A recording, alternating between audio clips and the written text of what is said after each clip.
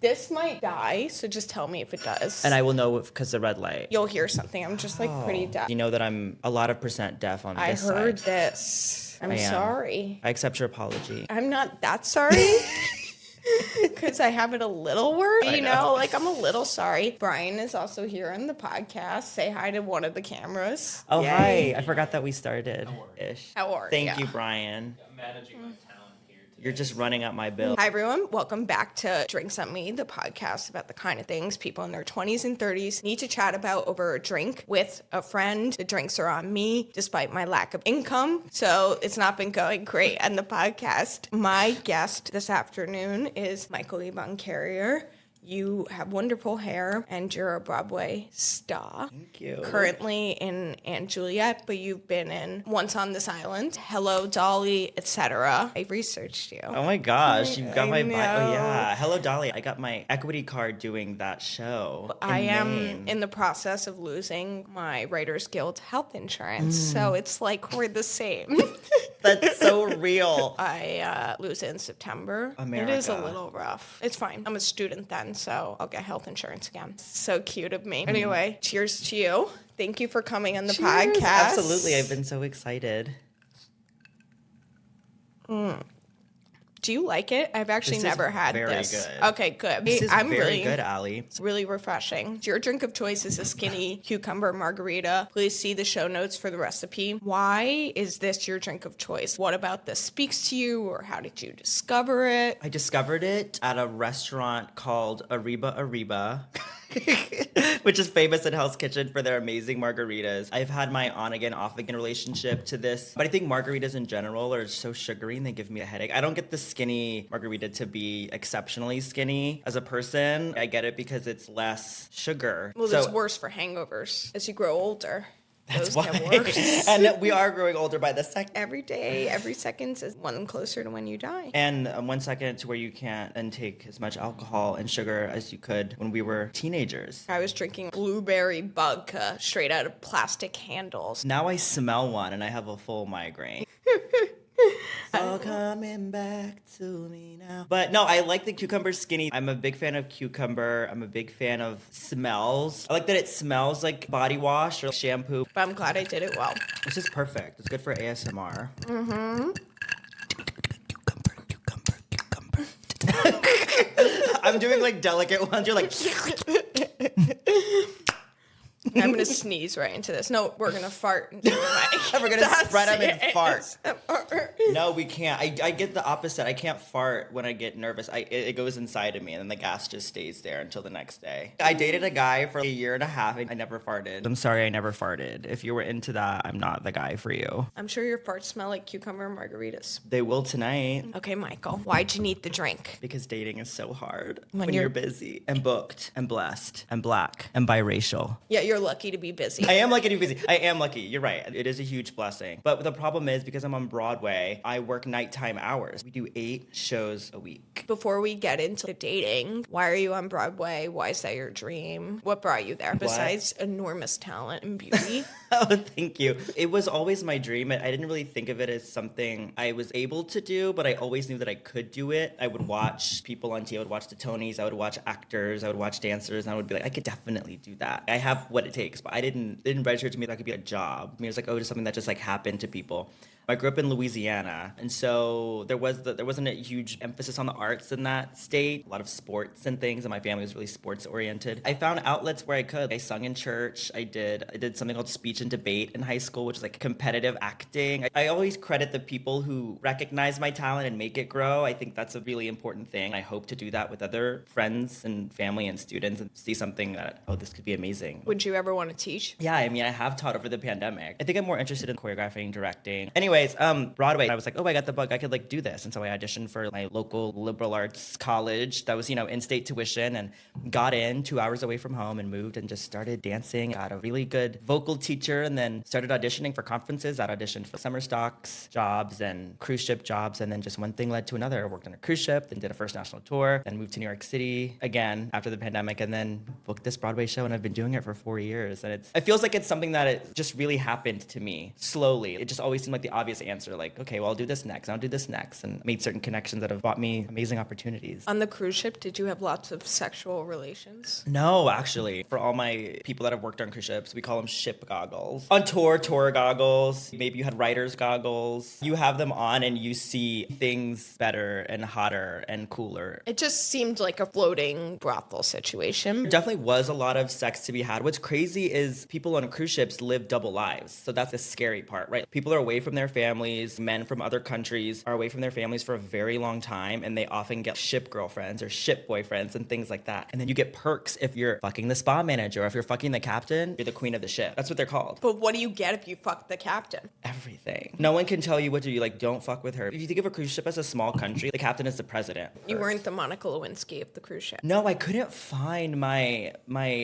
captain. My who? Bill Clinton. My Bill Clinton, my president. Oh yeah, I couldn't find the Bill Clinton ship captain to my Monica Lewinsky. There's always time.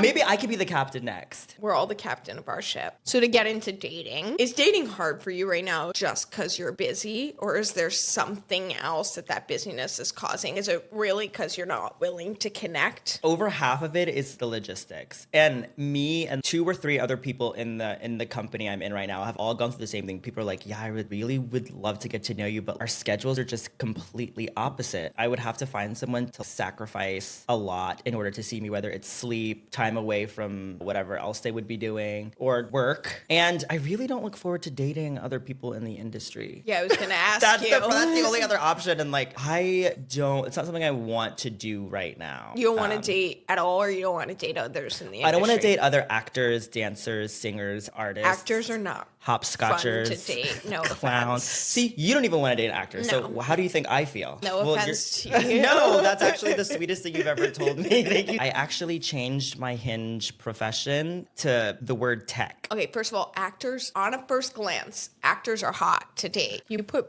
tech in there, you're doing stage lights. I don't know what it means. It could mean anything. Oh, you mean tech industry? And it's like you and Aunt Juliet, and you're like, this is my side hustle from Google. No, it doesn't even say Aunt Juliet. On Hinge.com, next to the briefcase thing, instead of actor, I just put Tech.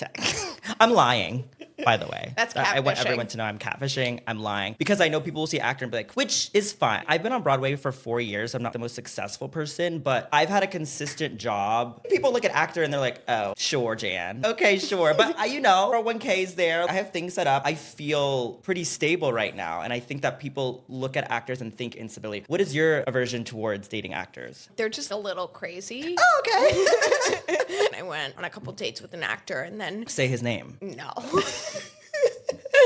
No, not Broadway. You wouldn't know them, I don't think. Yeah, you But would never date a Broadway actor, no. The Fieros are always really hot. They really are. They're really tall. They're really sexy. Maybe we'll talk. I feel like I could find some Fieros. Yeah, find one of the Fieros. I could. But I went on this date with an actor to the Museum of Natural History. I hadn't been in forever, and I was very excited. And he shows up, and he has this crumpled up piece of paper. He goes, I have an audition after. Can you run lines with me? We're just running lines in the Museum of Natural History. And I was like, you are painful, and you're not going to get this fucking job. So you're not going to run lines with me later? That's actually horrible. I mean, it could be really cute foreplay. You're running lines and like you scoot in a little bit. No, I get that, not wanting to date in your industry. When you do date, how far are those dates getting? Like, how many are you getting? Or how many bases, whatever you want to say. Yeah. Yeah, let's play baseball. Yeah, Or I love baseball. I do. Did you not believe me? I think you like a kind of baseball. I started to play baseball as a child, and I was missing all the balls that were thrown my way because I was doing cartwheels. So you love baseball. I love you love baseball. a kind of baseball. Are you playing baseball? How far are the dates getting? Are you hating everyone you date? Do you like anyone right now? Are you really actually open? I'm actually open. There was someone that I was going on many dates with, but then at the end he was like, sorry, our schedules just are like not aligning. And we met like really cute in another country. It was fine. I really appreciate his consistency, right? Because I only have 2 nights off a week. So we have Wednesday nights off, and then we have Mondays off. Every other night I'm at work doing a show, singing Backstreet Boys. So a lot of us will sometimes we'll well, come to the show and then we'll get a drink after, right? And then I've done that many times, but I am open. I do go on multiple dates with people for sure. I'm trying to learn what my type is. I don't superly love overly masculine presenting people or men, if you will. Can I say men? Yeah, the word man is allowed. Can I say that?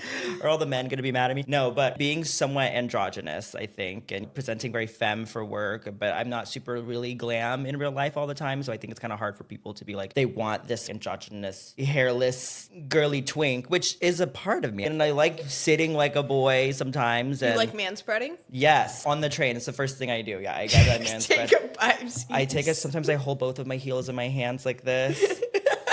I just kind of stretch on the way to work. I they them spread. Just let it go. Yeah, that's what I do on the So train. I don't know why I'm not getting second dates. I Problem. date you 4 dates after that. I marry you after that. But I am dating. You know what? I've had a lot of success with bi guys, bi trade, bisexual classification of men, Bisexual.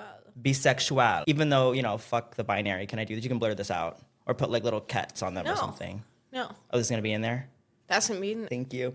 Just because, they're not trying to get me to be too much of a man or too much of a woman. I use whatever pronouns, too. So I don't really care about that. I wouldn't really give someone the power to misgender me. If you think I'm a man, great. If you think I'm a woman, great. I will respect everyone else's pronouns as, everyone else should. But so that doesn't bother me. I'm a great lady. I'm a really good boy.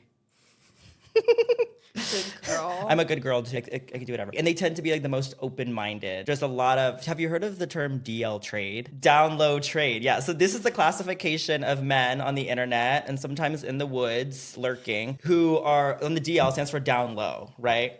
And so a lot of them like a feminine presence to give the fantasy, which can be fun, but and I get a lot of those people being like, which is I think a lot of queer people's fantasy to like be with someone who's secretively straight. Maybe they're in a relationship and they're doing things. On the Is there a self-loathing aspect to that? Oh, 100%. Okay. Yeah. I mean, it's more complicated. It's a bigger story than this. The communities kind of fill each other in ways that they kind of heal each other. Anyways, of course, it's hard to not participate in that culture with anybody in the queer community. But it could be a fun experience, but that's not my actual like. You want someone a lot more open. It sounds. Even though that's the kind of man that I found is automatically like, oh, I'm like attracted to you, I'm into you. I'm like, great. There's nothing you can do for me. Like we can walk, we can find dick anywhere. We can get a coffee. Yeah, but they wouldn't do that because they're DL trade. Okay. Yeah. Which DL trade isn't even a real word, right? Pause the podcast for a second. So No. I can say goodbye. Yeah, say goodbye. You can say goodbye on camera. Okay, love you. This is my friend Brian. I met Manager. my manager. Bye, puppy. You're not going to stay? Probably only 20 more minutes, Brian.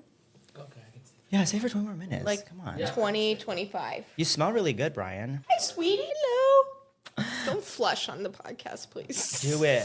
Take a peek. I met Allie through Brian, by the way. Okay. What's the worst date you've ever been on? I have a story I want to tell. Okay, I need to know the worst date you've been on as well. Can I actually tell you the worst date I've ever been on? Please. That was the question. I know, but this one was so bad. Oh my God. So this is someone that I met up with on an app, not for going on dates, but for hooking up. You meet men wherever you meet men, am I right? So we started talking and then we're getting like, yeah, but we're like, you know what? Let's go out. Let's go on a date. I'm like, sure. And he just doesn't let me talk the entire time. And I love to talk, but I can also listen, especially on a date. I'm very cognizant. I'm like, I need to close my mouth, open up my ears or ear. I can't really hear out of this ear. I need to let this man talk. And he talked for probably 45 minutes. We went to a bar. We ended up going to a club and seeing some drag queens that I knew. And he just wasn't interested in anything. I was like, oh, I know this person too. He's like, yeah. I've known this person for so many years. It was just insane. I think we see a show that there's singers. There's singing happening in the show, right? And so it's an artistic endeavor. And he really appreciated this performance that he was watching. And I don't really say anything because I'm like, okay, it's fine. Like these people are good. But I didn't say that I was on Broadway, I guess. It didn't come across my mind. We get a car home with my other coworker who's a dresser on the show. We get out the car and my coworker's like, okay, I'll see you tomorrow at work. I'm like, I'm going to go for the first show, whatever. He's like, I might call out the first show. I'm like, okay. So he leaves and then he turns to me and he's like, wait, what do you mean? Are you a dresser as well on Broadway? And I'm like, no, I'm an actor. And he's like, you're an actor on Broadway? You never told me that. You never told me that. As if I was like withholding information from him. But I was like, you never asked. He was mortified because he was older than me. He thought he was showing me around town. He's like, oh, I know this. Come to me with this singing bar where all these people are drinking. I know these drag. I know really being in on everything. And I was like, I have performed in this space 3 times. We had some words were exchanged. You should have told me this. I'm like, you literally didn't even give me a yelling chance. at you. I wasn't yelling, but we were like a little. He was chastising you. You were butting heads. Yeah, it was suddenly my fault fault that I didn't tell him. It was a very interesting time. It was just worst date in the sense of like the actual date. I didn't have any fun. My worst date happened in LA. I matched with the drummer on Hinge, a touring Scottish drummer. And I was like, this is great. He's going to leave my life when he leaves my life. But like right now, this is awesome. He's very handsome. He's Scottish. He's a drummer. And like, this is hot. Yeah. It was very LA. Drummer trade. DL drummer Scottish trade. But he wasn't DL. He was a Scottish drummer. That wasn't DL. His trade was he plays the drums. So we go on a date. It's great. And then I think this is our third date or something like that. We're walking back to his to have relations with that woman. Yeah. For some reason, we're talking about conspiracy theories. I'm like, people who believe that the earth is flat are such fucking idiot. And he goes, the earth is flat. And I was like, you're joking, right? I was like, the earth's not flat. Haha, people who think that are such fucking idiots. Don't you think? He's like, no, the earth's flat. And everyone in Scotland believes the earth is flat. So if you keep saying that, you're insulting my heritage. So then we go home, we have sex, and the entire time, I'm like, I can't believe. Right after you're like, so we had sex. That's so the entire time. real. I'm like, so we had sex. The entire time. With a flat earther. I was like, I'm fucking a flat earther. I can't believe this has happened you to are me. a flat earther by injection. Sorry, Brian. And then as I'm leaving, he says in the flattest voice ever, he goes, I was joking. I was like, you were not joking. So I had sex with the flat earther, and that was the worst date of my entire life. My standards got low for a moment. No matter how handsome. But if he's just yours for the night, who cares? It was very LA. That does sound very LA. I think the next dates I went on were with an immigration lawyer, which is also really LA. When I was in PV, I went on a date with this man who something similar happened, but at the end, he took me to breakfast and everything, and we're at this gorgeous restaurant, and he's like, well, you know, I'm super conservative. And I was like, you're this brown, gay man. I should have known, I guess. I don't know. He was too nice. And then, he's this huge Trumper, which not to make this a political moment, but I was just like, I don't want a person who voted for Trump inside of me, but I didn't even get the chance. He ambushed me with his charm and his Colombian swagger. It worked. I finished my tuna. But I didn't think that these are the questions that we have to ask. Did you vote for Trump? Are you a flat earther? That should be a category on Hinge. Well, you can filter, and I filter. Mm-hmm. Do you filter with height? Is height an issue for you at all? Yeah. Really? But like it's 5'8". Yeah, most men are above 5'8". I think short men are great. Horizontal, we're all the same height, no? No. Sound like you could just kind of scoot your head up the bed, no? It's not like Shaq and, I don't know, Florence Pugh are going to like match up well. I feel like short guys work really hard. Yes. Short guys are probably kinder and better. It's true. That's why I did 5'8". I'll go down 5'7". So what's your favorite kind of date? I really love food and drink. Although I just went on a date where we went to the botanical gardens for the first time. And you enjoyed that? I loved it. I liked that it wasn't a game and the weather was perfect and I was wearing the perfect thing. I wasn't sweating. I wasn't cold. It was a really pretty day. So all of those conditions have to be really specific, but I like food and drink. Yeah. I like a date and it doesn't really matter what the relationship is after, right? This could be for like nothing or something. Like when the first date you click and you kind of get drunk. It's 2 hours and you're talk.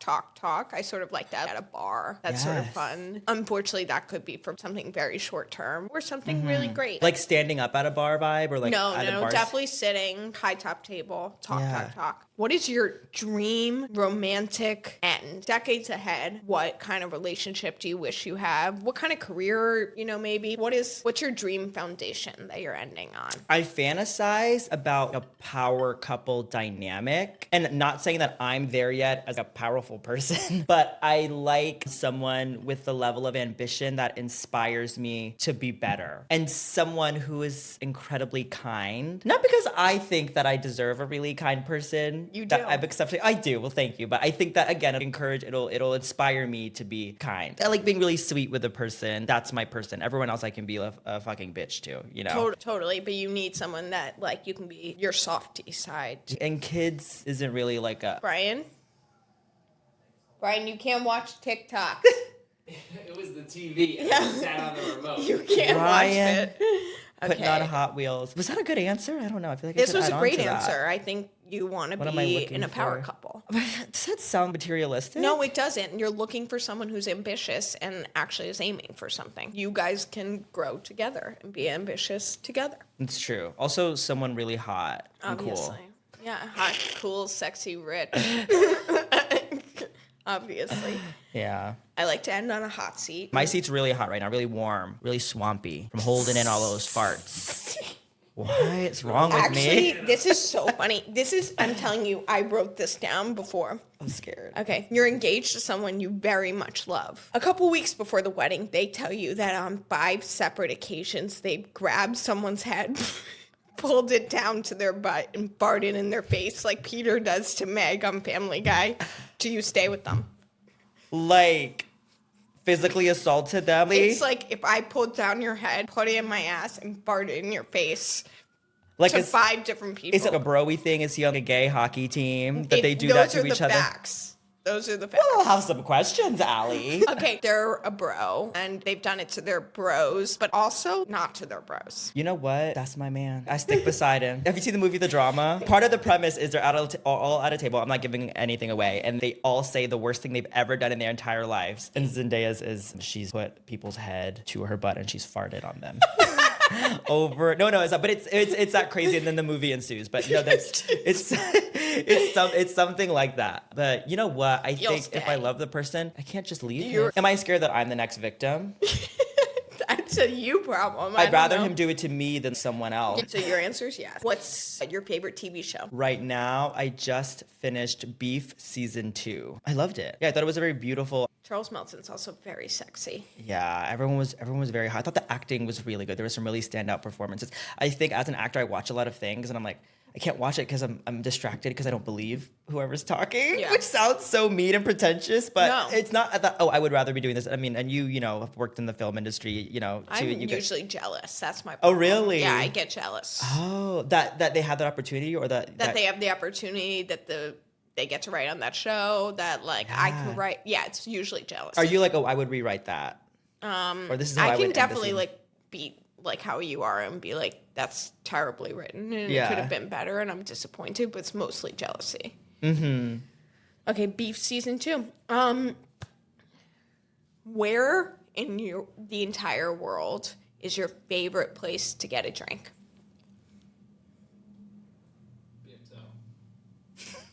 BXL, maybe. What's my favorite place to get a drink? Oh, I don't know. I'm not picky with alcohol. Lately, it's been, you know what? That is my favorite place. My favorite place to get a drink is anywhere when I'm in the water or at the beach. Swim up bar where everyone's peeing next to you. Everyone's peeing next to me. The swim up bar, I feel the temperature change. I'm like, I need a skinny cucumber margarita. And I get one. That's so water, beach, anything like that. Water, beach, water in my hand, water around me, water in my bladder. My water breaks. Someone else's my water breaks. That's what Someone I like. else's pee in your hand. Here's some more ASMR. That's the pod. Thank you Yay. for coming. Thank you for this gorgeous drink, Allie. I'm glad you liked it. I loved it. Is that it? That's it. Thanks for taking the time. See, it was only 45 minutes, Brian. This was one of the easiest interviews. Oh, really? Yeah. I could have kept going.